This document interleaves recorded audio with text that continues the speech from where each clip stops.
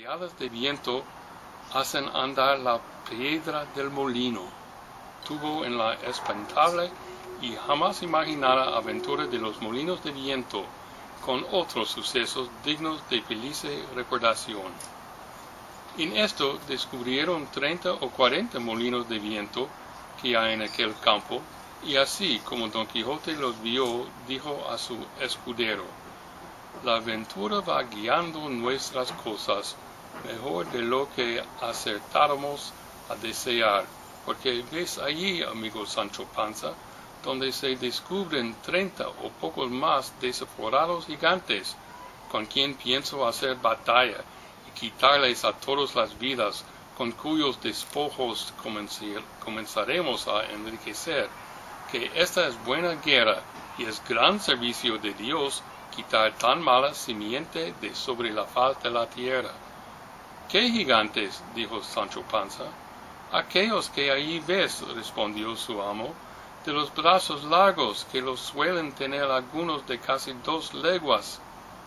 Mire vuestra merced, respondió Sancho, que aquellos que allí se parecen no son gigantes, sino molinos de viento, y lo que en ellos parecen brazos son las aspas que, volteadas de viento,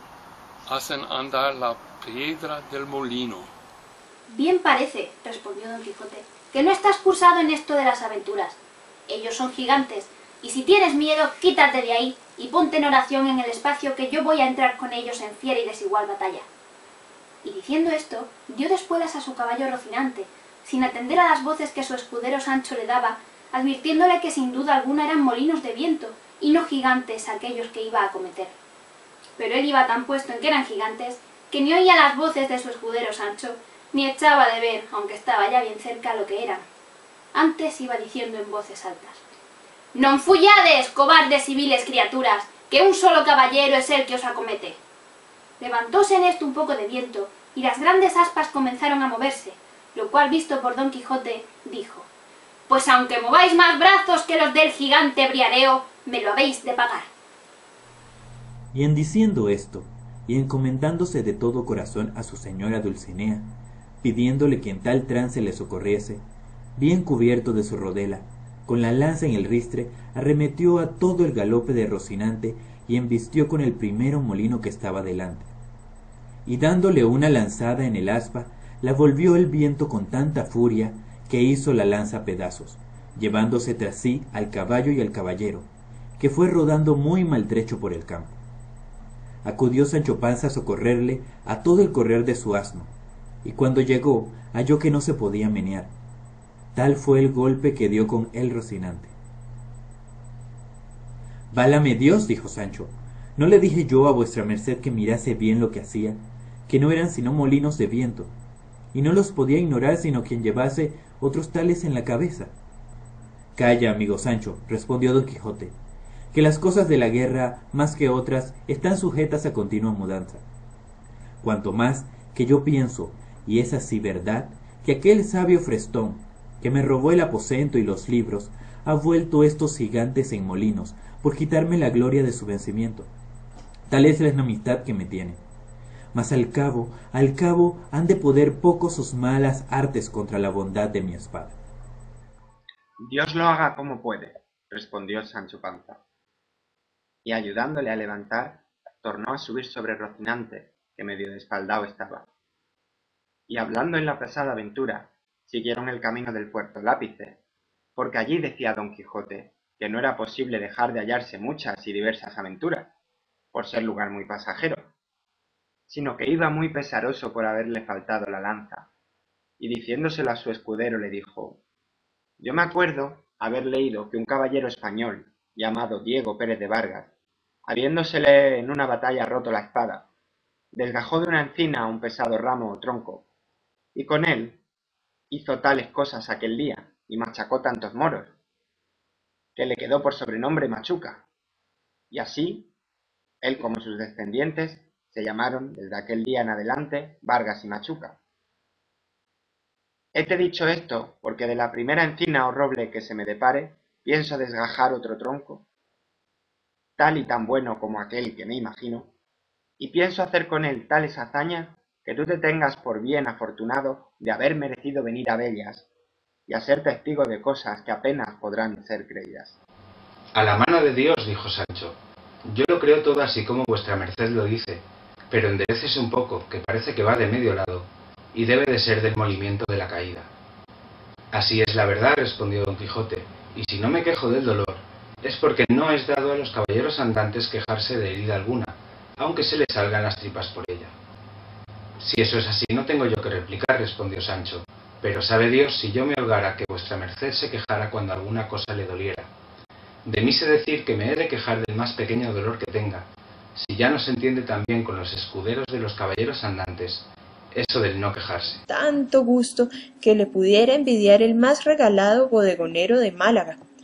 Y en tanto que él iba de aquella manera menudeando tragos, no se le acordaba de ninguna promesa que su amo le hubiese hecho, ni tenía por ningún trabajo, sino por mucho descanso, andar buscando las aventuras por peligrosas que fuesen. Entonces no le hacía menester que comiese él cuando se le antojase. Con esta licencia se acomodó Sancho lo mejor que pudo sobre su jumento y, sacando de las alforjas lo que en ellas había puesto, iba caminando y comiendo detrás de su amo muy de su espacio, y de cuando en cuando empinaba la bota con tanto gusto que le pudiera envidiar el más regalado bodegonero de Málaga. Y en tanto que él iba de aquella manera menudeando tragos, no se le acordaba de ninguna promesa que su amo le hubiese hecho, ni tenía por ningún trabajo, sino por mucho descanso, andar buscando las aventuras por peligrosas que fuesen. En resolución, aquella noche la pasaron entre unos árboles, y del uno de ellos desgajó don Quijote un ramo seco que casi le podía servir de lanza, y puso en él el hierro que quitó de la que se le había quebrado. Toda aquella noche no durmió don Quijote, pensando en su señora Dulcinea, por acomodarse a lo que había leído en sus libros, cuando los caballeros pasaban sin dormir muchas noches en las florestas y despoblados, entretenidos con las memorias de sus señoras. No la pasó así Sancho Panza, que, como tenía el estómago lleno, y no de agua de chicoria, de un sueño se la llevó toda, y no fueran parte para despertarle, si su amo no lo llamara, los rayos del sol que le daban en el rostro, ni el canto de las aves que muchas y muy regocijadamente la venida del nuevo día saludaban. Al levantarse, dio un tiento a la bota, y hallóla algo más flaca que la noche antes, y afligiéndosele el corazón, por parecerle que no llevaban camino de remediar tan presto su falta. No quiso desayunarse don Quijote, porque, como está dicho, dio en sustentarse de sabrosas memorias. Tornaron a su comenzado camino del puerto Lápice, y a obra de las 3 del día le descubrieron. Aquí, dijo en viéndole don Quijote, podemos, hermano Sancho Panza, meter las manos hasta los codos en esto que llaman aventuras. Mas advierte que, aunque me veas en los mayores peligros del mundo, no has de poner mano a tu espada para defenderme, si ya no vieres que los que me ofenden es canalla y gente baja, que en tal caso bien puedes ayudarme, pero si fueren caballeros, en ninguna manera te es lícito ni concedido por las leyes de caballería que me ayudes, hasta que seas armado caballero. Por cierto, señor, respondió Sancho, que vuestra merced será muy bien obedecido en esto, y más que yo de mío me soy pacífico y enemigo de meterme en ruidos ni pendencias. Bien, es verdad que en lo que tocare a defender mi persona no tendré mucha cuenta con esas leyes, pues las divinas y humanas permiten que cada uno se defienda de quien quisiere agraviarle. No digo yo menos, respondió don Quijote, pero en esto de ayudarme contra caballeros, has de tener a raya tus naturales ímpetus. Digo que así lo haré, respondió Sancho, y que guardaré ese precepto también como el día del domingo. Estando en estas razones, asomaron por el camino 2 frailes de la orden de San Benito, caballeros sobre 2 dromedarios, que no eran más pequeñas 2 mulas en que venían. Traían sus antojos de camino y sus quitasoles. Detrás de ellos venía un coche con 4 o 5 de a caballo que le acompañaban y 2 mozos de mulas a pie. Venían en el coche, como después se supo, una señora vizcaína que iba a Sevilla, donde estaba su marido, que pasaba las Indias con un muy honroso cargo. No venían los frailes con ella, aunque iban el mismo camino, mas apenas los divisó don Quijote, cuando dijo a su escudero: o yo me engaño, o esta ha de ser la más famosa aventura que se haya visto, porque aquellos bultos negros que allí parecen deben de ser y son sin duda algunos encantadores que llevan hurtada alguna princesa en aquel coche. Y es menester deshacer este tuerto a todo mi poderío. Peor será esto que los molinos de viento, dijo Sancho. Mire, señor, que aquellos son frailes de San Benito, y el coche debe de ser de alguna gente pasajera. Mire que digo que mire bien lo que hace, no sea el diablo que le engañe. Ya te he dicho, Sancho, respondió don Quijote, que sabes poco de achaque de aventuras. Lo que yo digo es verdad y ahora lo verás. Y diciendo esto, se adelantó y se puso en la mitad del camino por donde los frailes venían, y en llegando tan cerca que a él le pareció que le podrían oír lo que dijese, en alta voz dijo: gente endiablada y descomunal, dejad luego al punto las altas princesas que en ese coche lleváis forzadas. Si no, aparejaos a recibir presta muerte, por justo castigo de vuestras malas obras. Detuvieron los frailes las riendas, y quedaron admirados así de la figura de don Quijote como de sus razones, a las cuales respondieron: señor caballero, nosotros no somos endiablados ni descomunales, sino dos religiosos de San Benito que vamos nuestro camino, y no sabemos si en ese coche vienen o no ningunas forzadas princesas. Para conmigo no hay palabras blandas, que yo ya os conozco, fe mentida canalla, dijo don Quijote, y sin esperar más respuesta picó a Rocinante, y la lanza baja arremetió contra el primer fraile, con tanta furia y denuedo, que si el fraile no se dejara caer de la mula a él, le hiciera venir al suelo mal de su grado, y aun malferido, si no cayera muerto. El segundo religioso, que vio del modo que trataban a su compañero, puso piernas al castillo de su buena mula, y comenzó a correr por aquella campaña, más ligero que el mismo viento. Sancho Panza, que vio en el suelo al fraile, apeándose ligeramente de su asno, arremetió a él, y le comenzó a quitar los hábitos. Llegaron en esto dos mozos de los frailes, y preguntáronle que por qué le desnudaba. Respondióle Sancho que aquello le tocaba a él legítimamente, como despojos de la batalla que su señor don Quijote había ganado. Los mozos, que no sabían de burlas, ni entendían aquello de despojos ni batallas, viendo que ya don Quijote estaba desviado de allí, hablando con las que en el coche venían, arremetieron con Sancho y dieron con él en el suelo, y sin dejarle pelo en las barbas, le molieron a coces y le dejaron tendido en el suelo, sin aliento ni sentido. Sin detenerse un punto, tornó a subir el fraile, todo temeroso y acobardado, y sin color en el rostro, y cuando se vio a caballo, picó tras su compañero, que un buen espacio de allí le estaba aguardando, y esperando en qué paraba aquel sobresalto,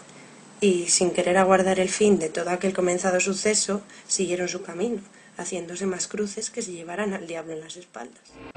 Don Quijote estaba, como se ha dicho, hablando con la señora del coche, diciéndole: la vuestra fermosura, señora mía, puede hacer de su persona lo que más le viniere en talante, porque ya la soberbia de vuestros robadores yace por el suelo, derribada por mi fuerte brazo, y porque no penéis por saber el nombre de vuestro libertador, sabed que yo me llamo Don Quijote de la Mancha, caballero andante y aventurero, y cautivo de la sin par y hermosa doña Dulcinea del Toboso.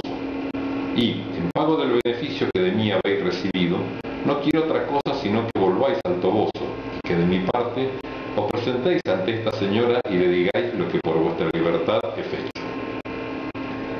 Todo esto que don Quijote decía, escuchaba un escudero de lo que el coche acompañaba, que era Vizcaíno, el cual, viendo que no quería dejar pasar el coche adelante, sino que decía que luego había de dar la vuelta al Toboso, se fue para don Quijote, y haciéndole de la lanza le dijo en mala lengua castellana y peor vizcaína de esta manera: anda, caballero, que mal andes, por el Dios que crióme, que, si no dejas coche, así te matas como estás ahí, vizcaíno. Entendióle muy bien don Quijote, y con mucho sosiego le respondió: si fueras caballero, como no lo eres, ya le hubiera castigado tu sandez y atrevimiento, cautiva criatura. A lo cual replicó el vizcaíno: ¿yo no, caballero? Juro a Dios tan mientes como cristiano. Si lanza rojas y espadas sacas, El agua cuán presto verás que al gato llevas.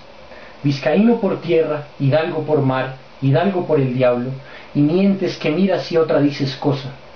Ahora lo veredes, dijo Agrajes, respondió Don Quijote, y arrojando la lanza en el suelo, sacó su espada y embrazó su rodela, y arremetió al vizcaíno, con determinación de quitarle la vida. El vizcaíno, que así le vio venir, aunque quisiera apearse de la mula, que por ser de las malas de alquiler, no había que fiar en ella, no pudo hacer otra cosa sino sacar su espada, pero avínole bien que se halló junto al coche, de donde pudo tomar una almohada, que le sirvió de escudo, y luego se fueron el uno para el otro, como si fueran dos mortales enemigos. La demás gente quisiera ponerlos en paz, mas no pudo, porque decía el vizcaíno en sus mal trabadas razones, que si no le dejaban acabar su batalla, que él mismo había de matar a su ama, y a toda la gente que se lo estorbase. La señora del coche, admirada y temerosa de lo que veía, hizo al cochero que se desviase de allí algún poco, y desde lejos se puso a mirar la rigurosa contienda, en el discurso de la cual dio el vizcaíno una gran cuchillada a Don Quijote, encima de un hombro, por encima de la rodela, que, a dársela sin defensa, le abriera hasta la cintura. Don Quijote, que sintió la pesadumbre de aquel desaforado golpe, dio una gran voz diciendo: «Oh, señora de mi alma, Dulcinea, flor de la fermosura, socorred a este vuestro caballero, que por satisfacer a la vuestra mucha bondad en este riguroso trance se halla». El decir esto, y el apretar la espada, y el cubrirse bien de su rodela, y el arremeter al vizcaíno, todo fue en un tiempo, llevando determinación de aventurarlo todo a la de un golpe solo. El vizcaíno, que así le vio venir contra él, bien entendió por su denuedo su coraje, y determinó de hacer lo mismo que Don Quijote, y así le aguardó bien cubierto de su almohada, sin poder rodear la mula a una ni a otra parte, que ya, de puro cansada, y no hecha a semejantes niñerías, no podía dar un paso. Venía, pues, como se ha dicho, Don Quijote contra el cauto vizcaíno, con la espada en alto, con determinación de abrirle por medio, y el vizcaíno le aguardaba asimismo levantada la espada, y aforrado con su almohada, y todos los circunstantes estaban temerosos y colgados de lo que había de suceder de aquellos tamaños golpes con que se amenazaban. Y la señora del coche y las demás criadas suyas estaban haciendo 1000 votos y ofrecimientos a todas las imágenes y casas de devoción de España, porque Dios librase a su escudero y a ellas de aquel tan grande peligro en que se hallaban. Pero está el daño de todo esto, que en este punto y término deja pendiente el autor de esta historia esta batalla, disculpándose que no halló más escrito de estas hazañas de Don Quijote de las que deja referidas. Bien es verdad que el segundo autor de esta obra no quiso creer que tan curiosa historia estuviese entregada a las leyes del olvido, ni que hubiesen sido tan poco curiosos los ingenios de la Mancha que no tuviesen en sus archivos o en sus escritorios algunos papeles que de este famoso caballero tratasen, y así, con esta imaginación, no se desesperó de hallar el fin de esta apacible historia, el cual, siéndole el cielo favorable, le ayuda el modo que se contará en la segunda parte.